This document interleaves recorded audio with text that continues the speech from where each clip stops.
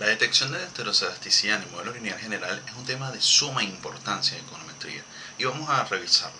Vamos a darnos cuenta que hay una serie de pruebas que se pueden utilizar o que han ido mejorando una sobre otra, ¿no? Comenzamos con la prueba de Park, la primera aproximación que se hizo a las pruebas de heteroscedaticidad, ¿sí?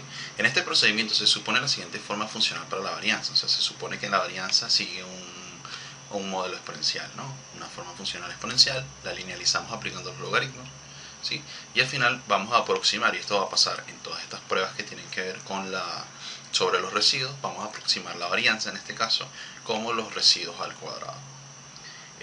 Y se va a aplicar un contraste de significación individual en el beta. Si el beta es distinto de 0, pues se rechaza la hipótesis nula, el contraste de significación individual, estamos en presencia de heteroscedaticidad.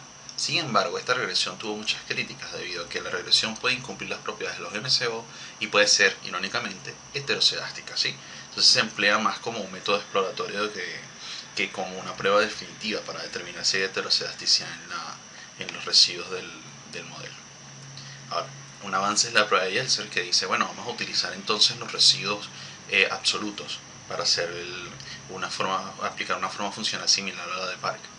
Pero esto también tiene problemas, ¿no? La esperanza de las perturbaciones puede ser distinta de 0, nos referimos a las perturbaciones BT. Puede estar serialmente correlacionada, un problema que vamos a ver después en las siguientes lecciones, y puede también ser heteroscedástica nuevamente. Entonces ahí pasamos a la prueba de Goldfield-Quandt. Este procedimiento supone identificar una variable explicativa la cual permita esta formulación, ¿no? Entonces vamos a decir que la forma funcional asociada a la varianza va a ser un factor de escala por la magnitud de la variable t al cuadrado. ¿Esto qué quiere decir? Bueno, que la varianza va a ir creciendo a la medida que la magnitud del valor absoluto, ¿sí?, de la variable xt aumente. Y para esto hay que seleccionar una variable xt. Ordenamos las observaciones de acuerdo a los valores de la regresora seleccionada de menor a mayor, ¿sí? Omitimos c observaciones centrales. ¿Qué pasa aquí? Bueno, tenemos una muestra que va de 0 a t, ¿sí?, en mayúsculas, por ejemplo. Entonces en el centro los ordenamos de mayor a menor, como si estuviésemos calculando la mediana. Y vamos a retirar del centro c observaciones. Entonces vamos a tener dos grupos, los de menor magnitud y los de mayor magnitud, ¿sí? Se hacen regresiones de esos dos grupos, se obtienen la suma de los residuos cuadrados con sus grados de libertad determinados que tenemos ahí. Y entonces se va a plantear el contraste de la siguiente manera. Tenemos un lambda, un estadístico de contraste, que es igual al cociente de la suma de los residuos cuadrados de los dos grupos entre sus grados de libertad. Eso se distribuye, por supuesto, como una f, ¿sí? Y bueno, lo que nos interesa es verificar que si lambda es igual a 1, es decir, la suma de los residuos cuadrados es igual a una frente a la otra, es decir, no hay un efecto importante sobre la varianza entre grupos. Eso implica que tenemos homocelasticidad, ¿sí?, en las perturbaciones, en cambio de que se rechaza, y si se rechaza pues tenemos heteroscedaticidad presente. Con la regla de decisión de lambda tiene que ser mayor al valor crítico para poder rechazar, ¿sí? Entonces, ¿cuál es la debilidad de esta prueba? Bueno, tenemos que seleccionar una variable para ordenar y además tenemos que determinar el valor de c que se tiene que establecer previamente. Eso puede afectar los resultados de la prueba. Tenemos la prueba de Bruce, Prague y Godfrey. En este procedimiento vamos a decir, bueno, existe una forma funcional para la varianza, ¿sí? Y lo más importante es cómo la aproximamos. Bueno, la aproximamos de la siguiente manera. Tenemos la estimación máximo verosímil para la varianza. Recuerden que está insesgada.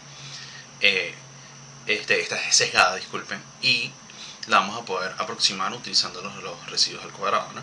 Podemos entonces hacer un ajuste con ρt, donde dividimos los residuos al cuadrado entre la estimación máximo verosímil de la varianza, ¿sí? Hacemos una regresión con z variables, que no necesariamente tienen que ser todas, ¿sí? La forma funcional depende de m variables, que puede ser igual a la cantidad de variables que tenemos, las k, o puede ser menor, ¿sí?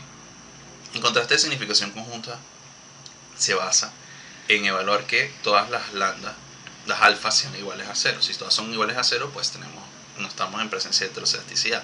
Las perturbaciones son homocedásticas. En cambio de que si se rechaza, si hay al menos una diferente de alfa, pues sencillamente tenemos presencia de heteroscedasticidad en las perturbaciones. El estadístico de contraste, pues el estadístico depende de la suma de los cuadrados explicados, divididos entre 2.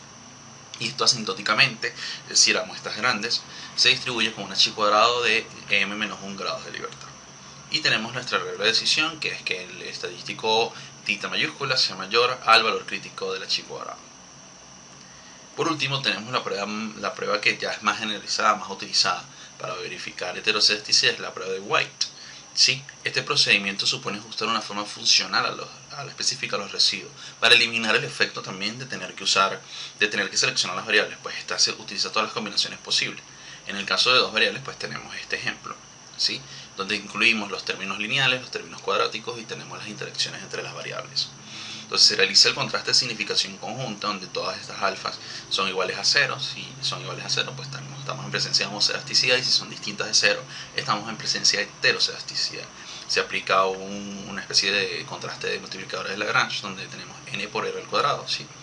Que se distribuye asintóticamente, como el chi cuadrado de k-1, y su regla de decisión es que ese estadístico sea menor al valor crítico de la distribución chi cuadrado.